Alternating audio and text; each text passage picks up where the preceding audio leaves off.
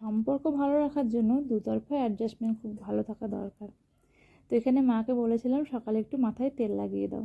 মা দেয়, বড় দেয়, বিয়ের আগে মা দিয়ে দিত। আসলে নিজে লাগালে আমার মনে হয় না অতটা ভালো হয়।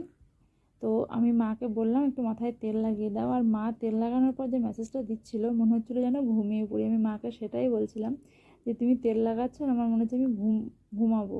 মানে মাথায় চুলে কেউ হাত বুলালে দেখো খুব সুন্দর ঘুম পায়।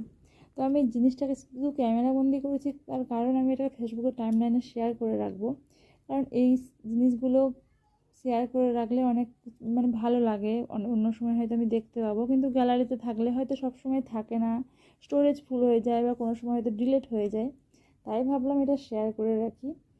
তো এখানে মা হাসছিল, আমি যখন মাকে বলছিলাম আমার ঘুম পাচ্ছে, তো মা আমাকে বলছিল ঘুমিয়ে পড়ো।